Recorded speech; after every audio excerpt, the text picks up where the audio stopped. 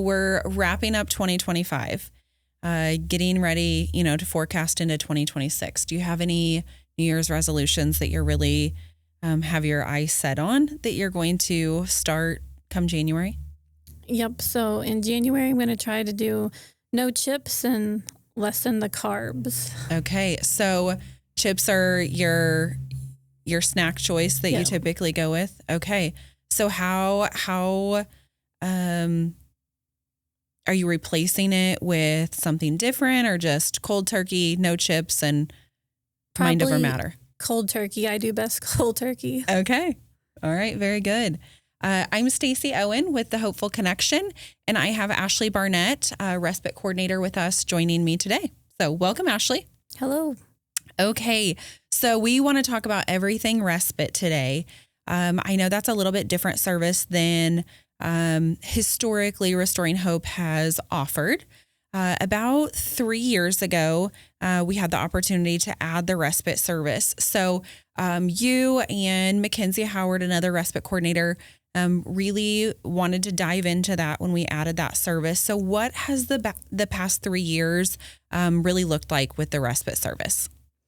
So basically, we've met a lot of families, just telling them about respite and being able to provide breaks for those families, opportunities for some of them to live somewhere else full time if that's what they're needing as well.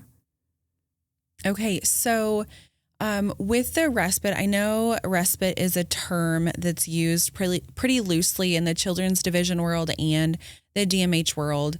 For those that may not know what respite is, what does that really look like within Restoring Hope? So when I'm talking to families and caregivers coming in, I always try to get them to understand kind of the difference in how we use respite and also the word relief, because a lot of people use the word respite for relief as well, basically just providing a break for the family and the individual going to a staff or relief home, respite home.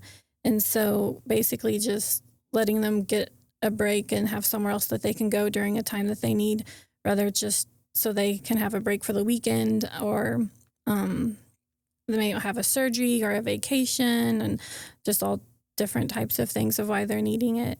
But for the word respite, I feel like it's just providing that break in somewhere safe and comfortable for the individual to go during that time. Yeah. And when you say respite, I think that, like you said, it's really that break for that main caregiver. We jumped into it at Restoring Hope about 3 years ago when they changed what those definitions were within Department of Mental Health. If I am on the outside looking in, who are the people that are providing the respite to the clients that are needing that service? So we have out-of-home respite and in-home respite. Out-of-home respite would be individuals that are going to someone else's house, just like you and I, but they've been approved and had background checks and specific trainings and everything like that, so that they can be certified to provide the service. Okay. So you said the trainings and the process, all of that. If I'm a caregiver or even a family, and I have someone in mind to provide it, how long does that typically take to get the process going on the caregiver respite side of things? So if someone wanted to provide respite, I usually tell them that it could take a couple of months. It kind of just depends. Some people already have some of the trainings because they work in, nursing homes or different areas. And so sometimes they already have those. But I always tell people it can take a few months, because if you have a full-time job, some of the trainings are only once a month, or,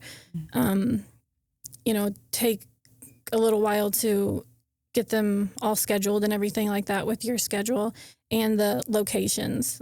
Sometimes it might be a couple hours from where you live and things like that.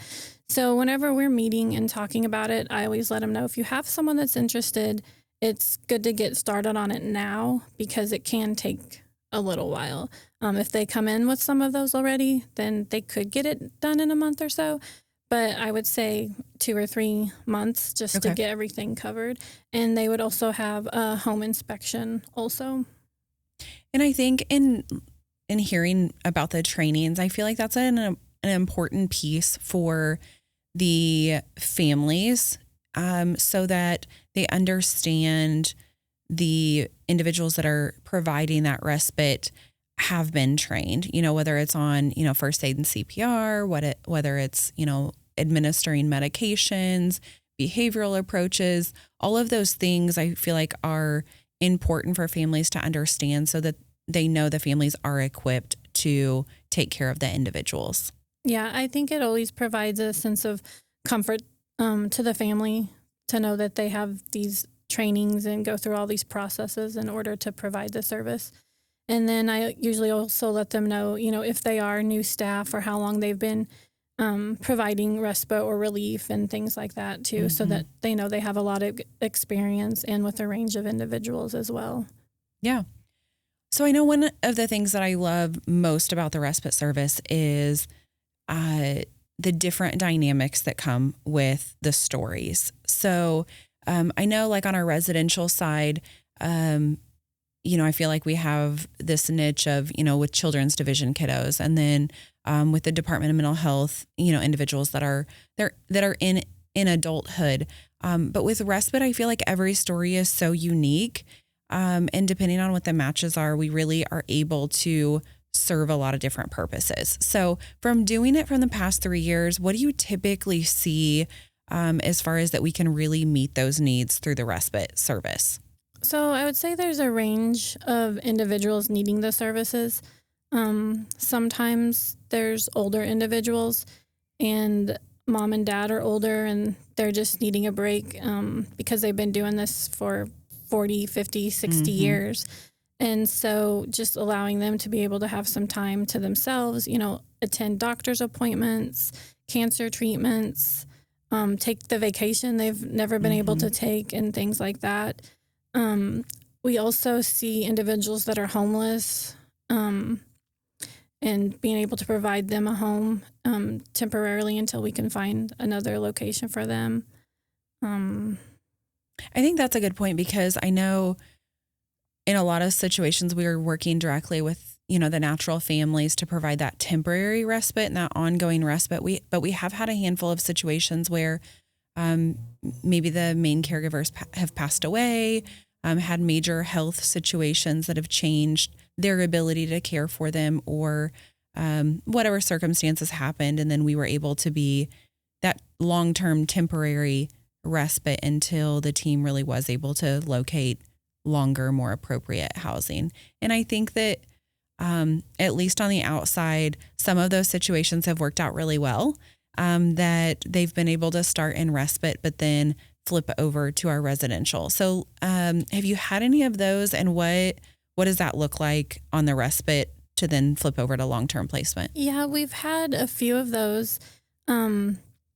Basically, all those situations have been different as well. I know there have been some where, like you said, maybe a parent has passed or they've had a medical situation occur or just the home environment and things like that.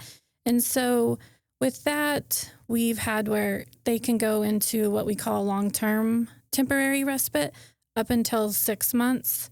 And so it also gives them a really long time to bond with that caregiver, see if it's going to work. They can also try another respite staff at that time too, if that's something that we feel is necessary as well. But like one situation I know we had where mom was needing respite. She had cancer treatments going on and was also working and things like that. And so we put her in respite, and it was a really good fit. And it ended up working out where she rolled over as a full-time placement. And it's hard too, because it's a change for the individual. It's a change for mom, but it's ended up working out really well. And that she's been there, I think, about almost a year now. and she's still able to see mom. Mm-hmm. And that's another really good thing with respite and with full-time placement. Once they become a full-time placement, they can still go see mom and dad or their family and friends and things like that. That doesn't mean that they can't ever see them again, and that's where they're going to be forever. So they still get to keep the relationship with their family also.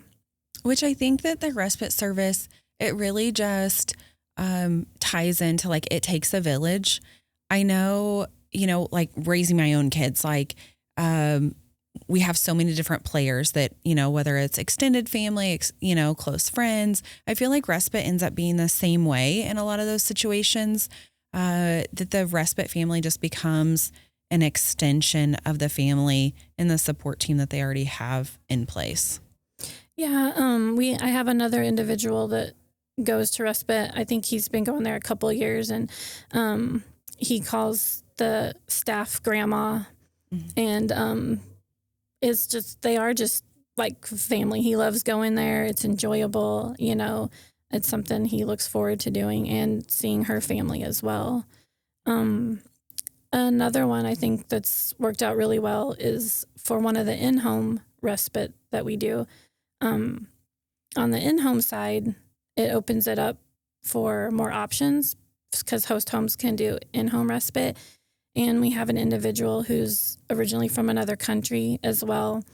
And it's best for him to do respite in his home. And we found a host home provider that's also from another country as well. And it's just worked out really, really well. And I would say they're just like family as well. And so that situation has just worked out really well. Good. And I think that with that respite service, having the option of the in-home and out-of-home, teams are really able to evaluate the best situation for each individual. Like I know the one that you're speaking to on the in-home, they really felt like not changing his environment to somebody else's and keeping his environment the same was super important. So I feel like respite definitely adds that layer of figuring out which environment would be best for the individual. Yeah, I think it's really good to have in-home. I would say it's been less common, but I think it's really good to have that option because it's really scary sending your child or your sister or brother, in these individuals' different places. So if it's something someone's unsure of, I think in-home respite is a good place to start. So someone can come into the individual's home and not, you're not just sending the individual somewhere else. And then once they build that relationship and comfort and things like that, if it's something then you want to explore the out-of-home respite, then you can look into that as well. And they actually can do the mix of in-home and out-of-home from the get-go also. Sometimes we have one idea in mind and it switches to something else. But the in-home does open it up to more options as well. So that always is a good option. So when you say that it opens it up for more caregivers, explain those barriers, because I know that's barriers that you and Mackenzie are working through all of the time. And I don't think that people close to the respite service really understand what that barrier is that you're working with. So for out-of-home respite, when individuals go into someone else's home, there's just a lot of different rules, we say. And so right now, if someone is a full-time host home and have individuals in their home full-time, they are not able to provide the out-of-home respite. And also, when an individual goes to respite, they can be the only individual at respite during that time. So even a provider that doesn't have an individual full-time, if they're going to be doing relief on the host home side, one weekend, they cannot do respite that same weekend. At the same time. Yeah. And it gets a little confusing too. And I always tell my families that too. It's a lot of information and it sounds very overwhelming. Once we get into it, it's all going to flow together. But yeah, having that rule is a challenge because most people that are providing respite or relief, their goal is to have a full-time placement. I always just tell my families, like, it's also a positive, we are able to find a home for somebody and everything like that. But I always just let them know that, because we might find a really good fit. We might have them for a month, maybe a year, and then they get a full-time placement. So the individual that we are providing respite for, we have to find a new fit, and a new family for them to go to and everything. So, and that would be so hard on the respite side. And I know that that's a challenge that you guys are dealing with on the respite side, but I think, as if I was a mom or a dad and trying to find the best possible respite option, that would be a huge challenge that you guys are faced with that service. Yeah. Also, when we're meeting, sometimes the families let us know, they might be looking at the individual becoming a full-time placement at some point. And so that's why it's also really important to find that good fit so they can build that relationship and lead into that. So we always just keep things like that in mind, because sometimes the staff, they don't want a full-time placement, but this might be the best fit. So there's just a lot of different things like that you have to consider, and the choices that you want to make with all of that too. Yeah. With respite having so many families involved, as far as moms and dads and sisters and brothers and grandmas and grandpas, how do you manage the dynamics and build those relationships so that ultimately they can trust you as a respite coordinator, the family, and Restoring Hope to be able to provide that service for their family member? So we initially meet with the families. Sometimes we meet with them by phone or virtually, but we always meet with them in person. A lot of times that's just what works best for them. And also meeting like on a Zoom or Teams or something like that, we can get the service the process started a lot quicker as well. But basically we meet in person, and we do that many times throughout the year as well. Also checking in on them. We have a lot of phone calls and not always respite related. Some of them have told me I'm like family, they just call to give me updates and things like that. We're invited to birthday parties and, significant things in their lives as well. And I share things about my life and my family with them as well. And through that, you just become a big family and become close. Yeah. And I think that I see it like when I see individuals at parties or day programs, and they'll be like, oh, do you work with Ashleigh or do you work with Mackenzie? They're my, respite person, or they're my program manager. And I think it's so important because you guys do become such a important person to them. So I think that, just involving Restoring Hope with their main family and caretakers is so important, and being able to build that trust for the individual, but also whoever is the caretaker for them. Yeah. Okay. So, love hearing stories. Tell me about a story that has just really worked and been the right fit with respite. I would say a couple that I talked about earlier, like the one who calls his staff grandma. That's been a really good fit. He's a really enjoyable individual, really funny, but he's became part of their family, and his family's became part of theirs. And he just really enjoys going there and spending time with staff and her granddaughter, and going to her brothers and out to the farm and things like that too.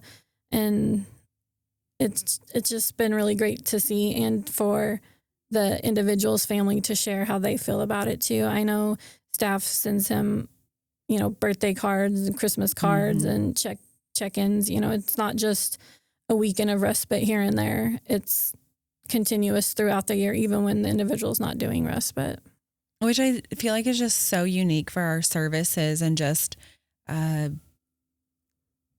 fills that gap that I feel like we have. Like we were providing placement services and then some day program employment, but I feel like respite has really been able to fill a gap that there has been for, families that need a break or, need more resources, but are the main caretakers. So I feel like Respite's absolutely able to do that.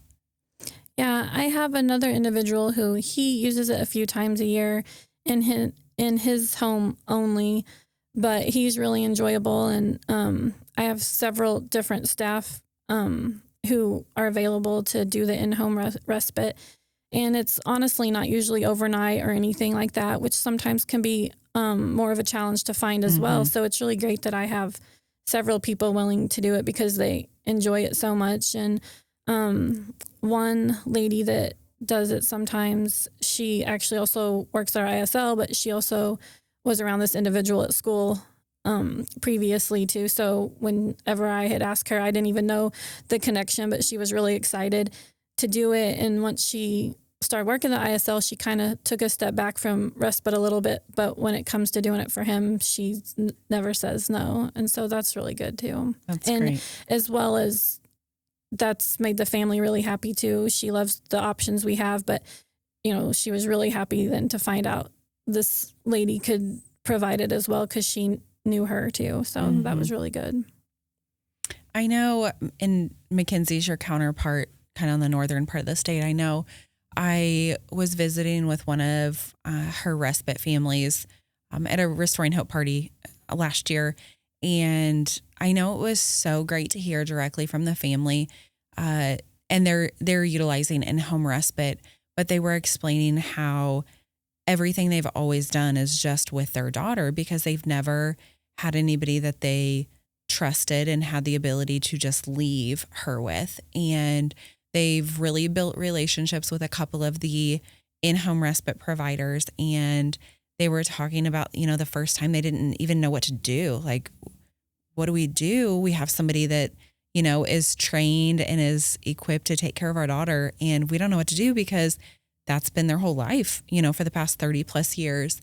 And then, after that second and third time, now they've booked cruises, they've went out of state, and they're really getting more comfortable because they've built that relationship with their respite person. So just as much as it is about the individual, it also has to be so important for those caretakers that they're able to do some of the things that they want and need to with their life as well. Yeah, I have another family like that who the individual receives in-home respite, and that's kind of what they've been doing, are taking lots of little trips. It started out just locally, to see how it went and everything, and the individual had a great time.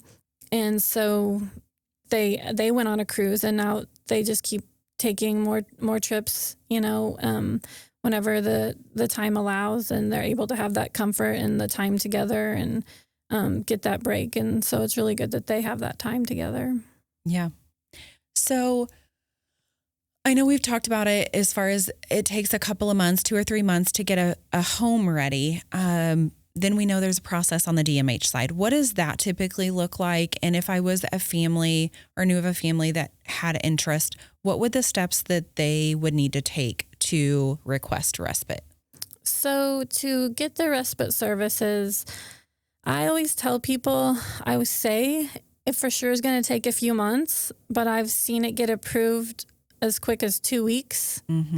And some people are still waiting, and it's been over a year or so. But I always just like for them to know, like, this is kind of what we're looking at. But typically I would say 3 to 6 months to be approved for the service. But basically the steps in going into it is us meeting together and with the individual's team and a service coordinator. Sometimes families hear about respite, and sometimes we meet and they don't have any of those services. So we really have to start fresh, and it is a long process. But we meet with the service coordinator and the team, and we discuss all the things about respite. We discuss if they want in-home or out-of-home or both. We talk about the amount of respite the individual can receive. They can actually get up to 60 days within their plan year. And it gets a little confusing, but that's a combination of whole days and partial days that we are required to have. But sometimes they don't approve all those days.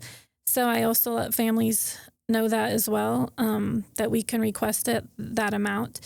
if they know they're not going to need that much, we don't request all of that. We just kind of request what they think they're going to need. And then we talk about all the things that we're going to need to get respite started. And like one thing that we have to have are the signed physician's orders and things like that. And which is really typical on the host home side, but a lot of natural families aren't used to that. And so that can take a while too. So normally when we meet, I let them know it's a good idea to go ahead and get started on that.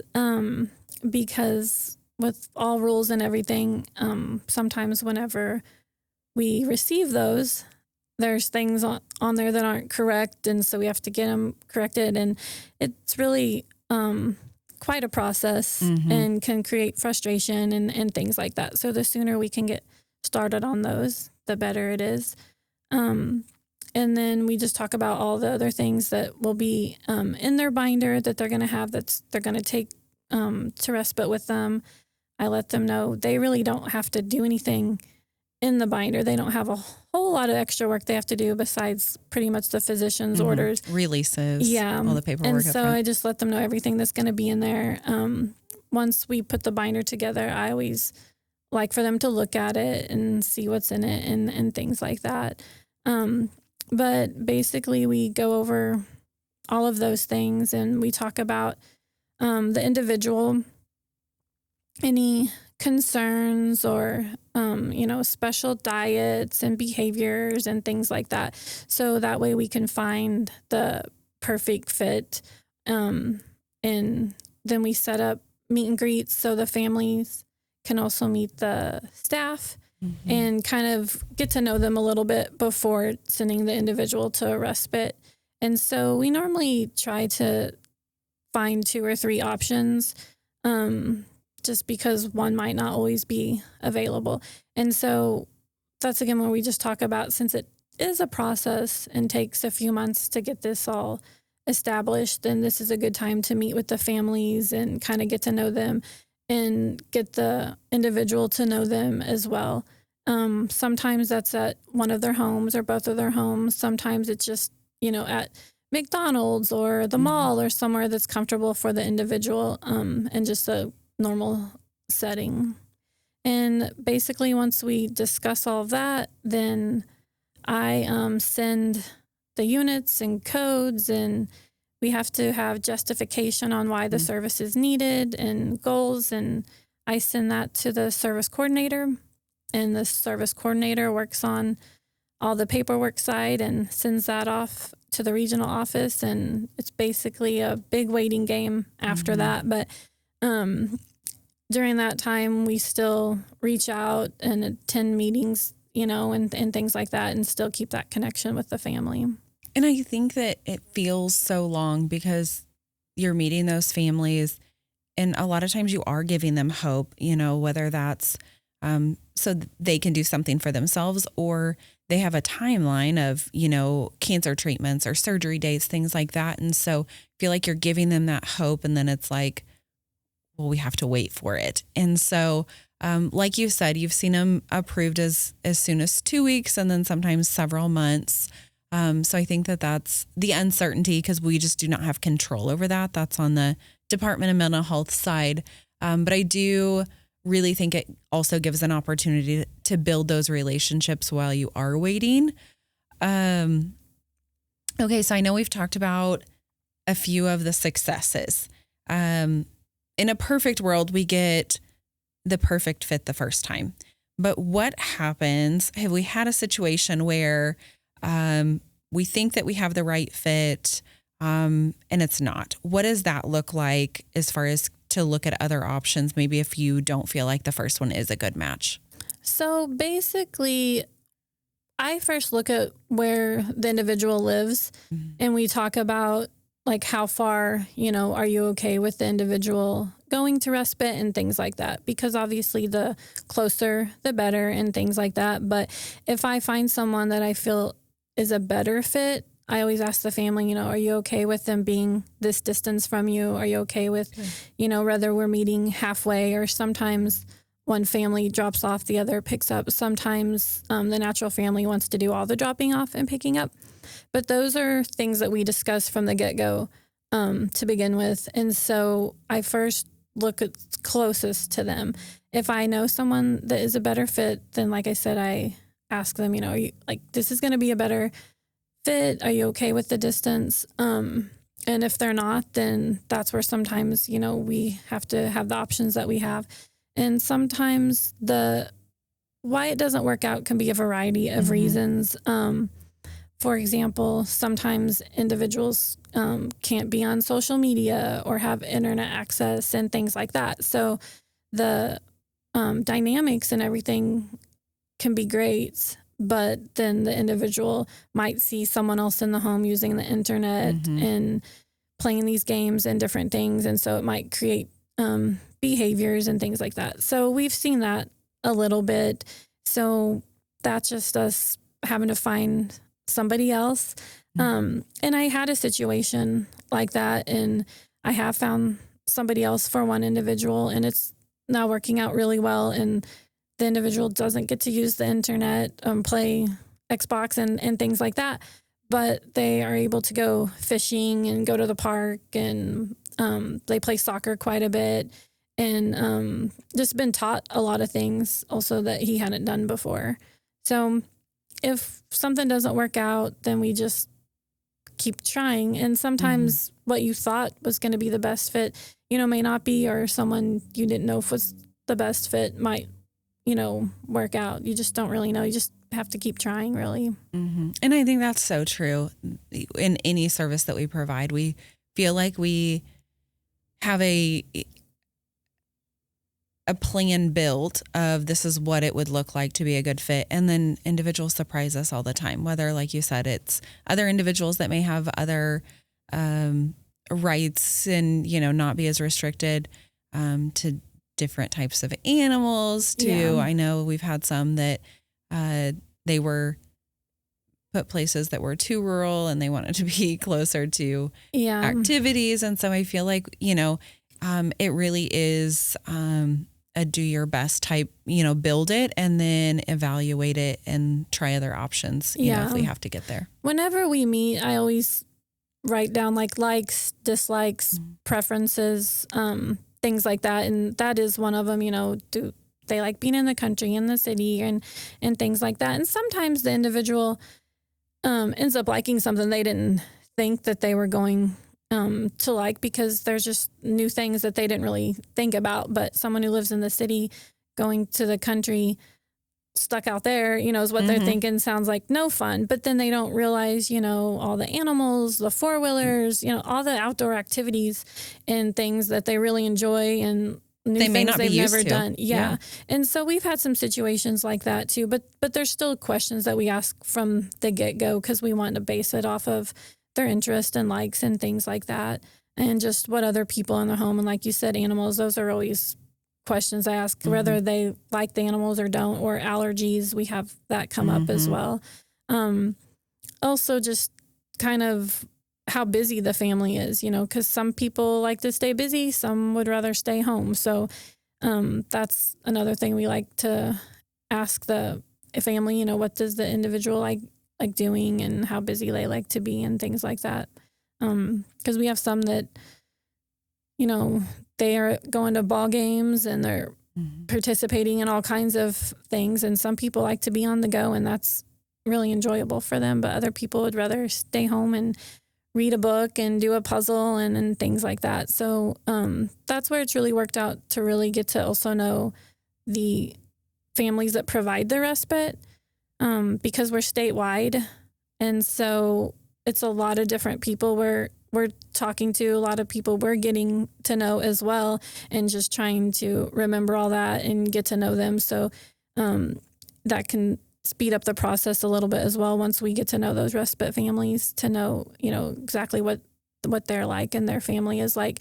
A lot of times when I meet a new family and a new individual who's needing respite, staff just kind of starts popping in your head of who would be a good fit, and so you just kind of take those notes and things like that. I also typically ask them, if they have anyone at all that they think might want to do respite, because a lot of them don't know that's a possibility. Right. One. Two, a lot of times when they came to us for respite, it's because they don't have anybody else. And so that's usually what they say as well. But sometimes, someone might come to mind, because sometimes individuals, the family's the only people they have might be their neighbor or someone from church or something like that. And so I always just let them know, well, they could also provide the respite. And then we just kind of talk about that. And we've had that happen a couple times. And I think I've heard of a few situations of neighbors or church members, siblings that are wanting to help out and take more of that responsibility on. So I think that we've had a few, but you're right. I think at least what I've heard, they don't necessarily have anyone in mind, which is great because we do have a lot of families that are willing to provide that service. Yeah. And the service, it's just really good because one, sometimes people aren't taking vacations, but as some of the individuals' families are aging and things like that, it is a lot of work and it's tiring and things like that. So it's just nice to be able to provide that break for them or when they might need it. And for them planning on what's going to happen with this individual for the rest of their life and things like that. And they're hard conversations to have, but that's where it's just really nice. So then they can get to know this family that's taking care of the individual and know that they're safe and cared for and happy. So if something does occur, whether it's short term or long term, they have got to know this family and know where, the individual is staying. I know that that's been a couple of conversations I've had with respite families and even placement families that they weren't necessarily looking at it from I need it today, but I need to set up my child or family member for the future. So if or when something happens to me as the parent or the family member, what will happen to my individual and who will be the one taking care of them. So I feel like it can build that sense of relief for those family members, parents, that there can be some relationships built, if or when, that has to come into play.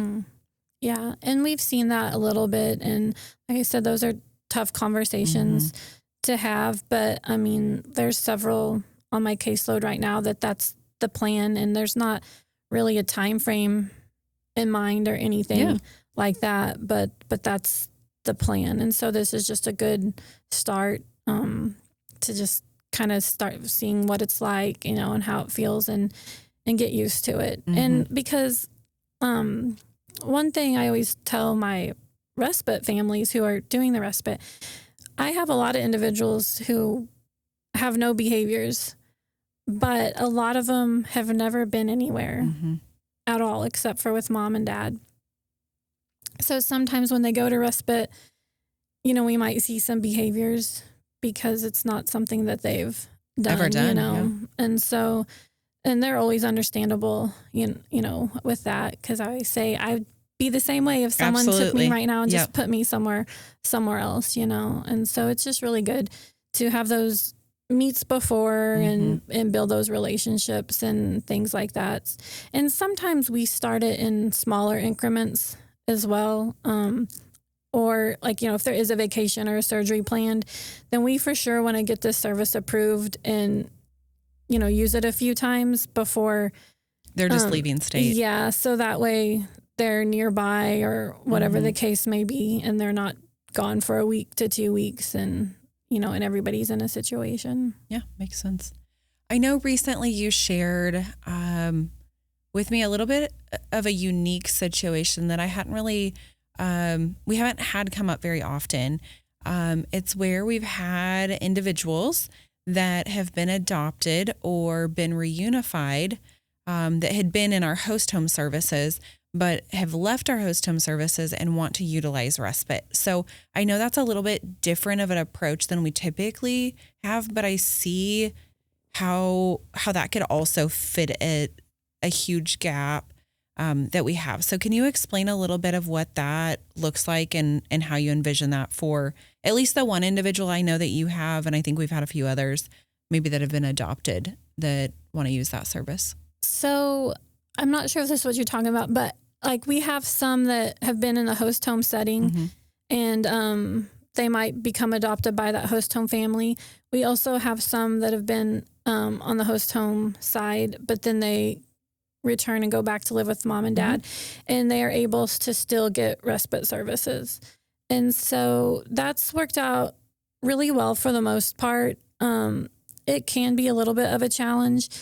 A lot of times the family wants to use the same homes that we're providing relief on the host home side. Right. But since we have the challenge with that rule, the host home can't do respite in their own home, then a lot of times they can't provide the respite, but they can provide it in the family's home if they're open to that. But it's still just a really good thing. So that way when the individual returns home or is adopted or whatever the situation may be, that they're still able to, go somewhere else, and that person who's adopted them or the natural family who is able to have them back at home, that they're able to still get that break, as well as possibly with someone that they already know and are comfortable with. And I know that there's one recently that, is returning back home. And so he will be able to do respite with the family that was providing the host home services. And so that's going to be really good to provide that family with that break and also provide that individual with some consistency, and familiarity a little bit that he had with that family too. That's the piece that I feel like is so wonderful about being able to keep that, is you're maintaining those relationships. For the kid that's being reunified, that's amazing. But he's also been with that host family for a couple of years now, where it would be a loss of a relationship. Even if it's a great thing that he's going home, it's still a loss of a relationship. And so being able to maintain that and having both instead of one or the other, I feel like is just absolute best case scenario for the success for that kid.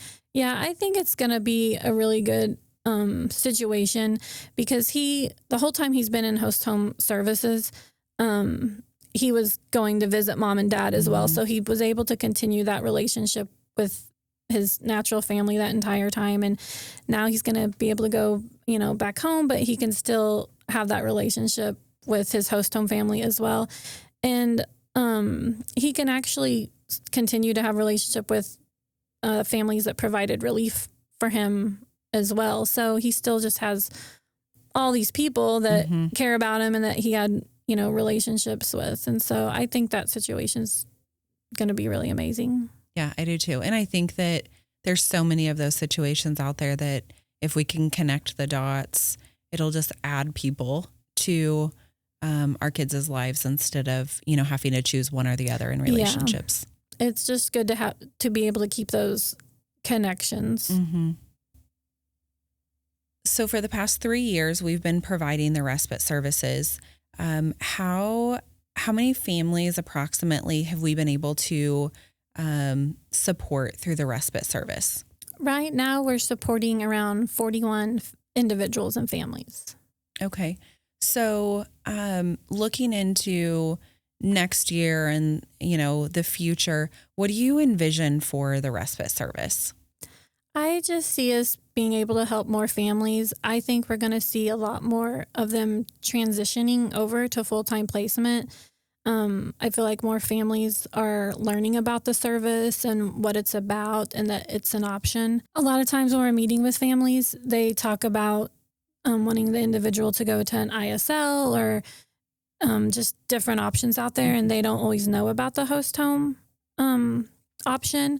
And so once we kind of learn that and start talking about that, and they realize that someone that's providing respite for the individual can actually have them full time as a placement, then that's something I feel like they become a little bit more interested in.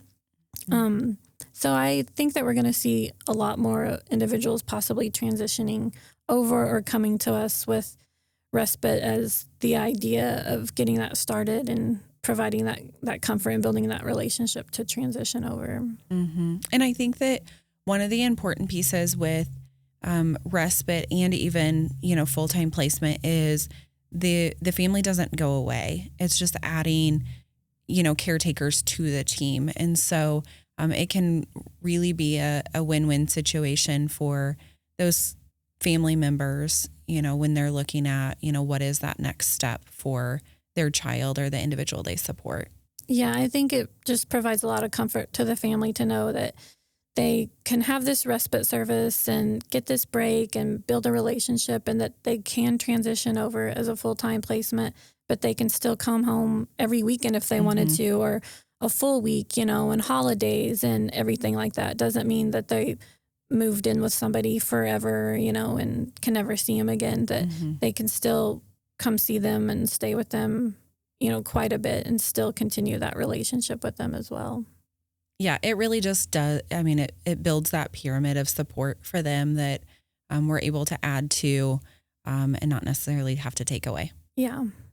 Okay, so if I am a family, an individual, a support coordinator, anybody that is wanting to explore respite services with Restoring Hope, how do they find you? So they can find us on Facebook. They can find us. We have a website, and just Restoring Hope. And they can give us a call. They can call our business office. And basically, we talk on the phone a little bit, and then we set up a time to meet and talk about services. Okay, thank you. We'll link the information below so that you can find us for respite services. Ashleigh, thank you again for coming to sit down with me and talking everything respite. Thank you for having me.